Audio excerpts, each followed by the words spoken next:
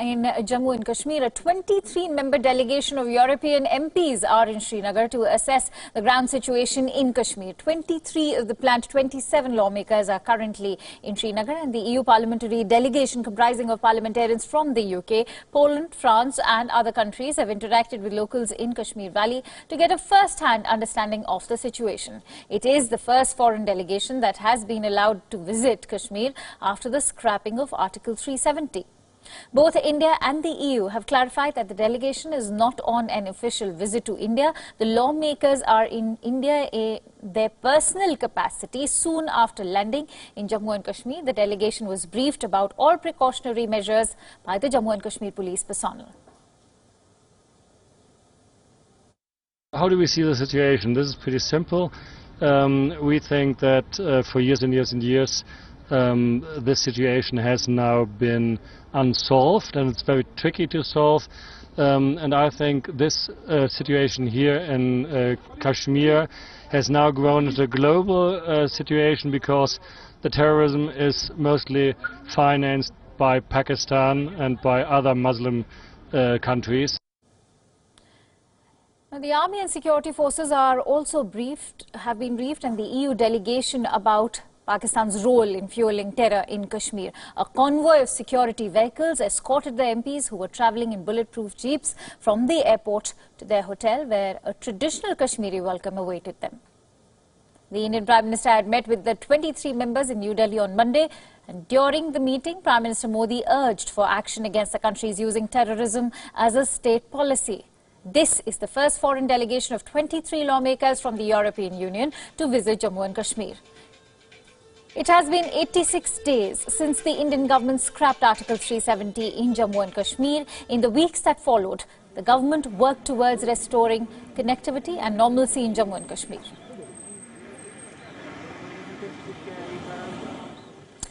And so on a day when 23 MPs of EU have visited Kashmir, meeting a wide section of society from village heads to the top army brass, terrorists have again targeted non-local labourers in Kashmir. At least 5 non-Kashmiri labourers were killed by terrorists in Jammu and Kashmir's Kulgam district yesterday. Another labourer was critically injured by the terrorists. Labourers who have been killed are believed to be from the eastern Indian state of West Bengal, who were working in Kashmir as daily wagers.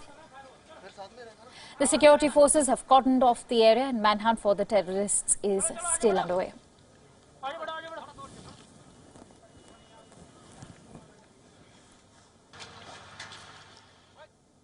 Let's now shift our focus over to the United States, where the White House's top Ukraine expert testified in the House of Representatives inquiry into whether President Trump should be impeached. Army Lieutenant Colonel Alexander Vindman has said that he was alarmed by hearing Trump ask Ukraine's president to investigate his political opponent, Joe Biden. So much so that he decided to report the matter to a White House lawyer. Colonel Windman is the first serving White House official to testify in the inquiry against U.S. President. The Ukraine specialist gave a closed-door deposition as Democrats unveiled legislation calling for public hearings and a public report in the impeachment probe to tackle the criticism by the Republicans that the probe has been conducted with too much secrecy. Appearing on Capitol Hill in his military dress uniform, Windman, a Ukraine-born U.S. citizen and decorated Iraq War combat veteran, became the first person to testify who listened in on the July 25 call at the heart of the Ukraine scandal. The inquiry has focused on Trump's request of Ukrainian President Volodymyr Zelensky on the call that he investigate Biden, a former vice president, and his son Hunter Biden, who had served on the board of Burisma, a Ukrainian gas company. Trump also asked Zelensky to investigate a debunked conspiracy theory that Ukraine, not Russia, interfered in the 2016 U.S. election. Trump made his request after withholding $391 million in security and approval by Congress to help Ukraine fight Russian-backed separatists in eastern Ukraine. Zelensky agreed to Trump's request. The aid was later provided. In his opening statement, Windman said, and I quote, "I was concerned by the call. I did not think it was proper to demand that a foreign government investigate a U.S. citizen, and I was worried about the implications for the U.S. government support of Ukraine."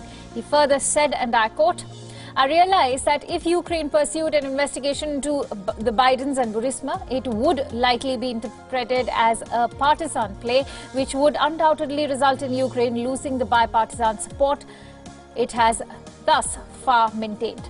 This would all undermine U.S. national security.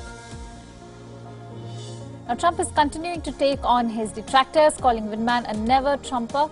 The U.S. president questioned his claims, saying that he knew people were listening to the call, and why would he say something inappropriate? He further also said he never said anything that could be a cause of concern for the White House official. But Wion's testimony was some of the most damaging to date for Trump, who is facing the possibility of an impeachment as he prepares to run for re-election. Biden is a leading contender for the 2020 Democratic presidential nomination to face him. And a murderer. This is the guy who had his uncle's brains blown out.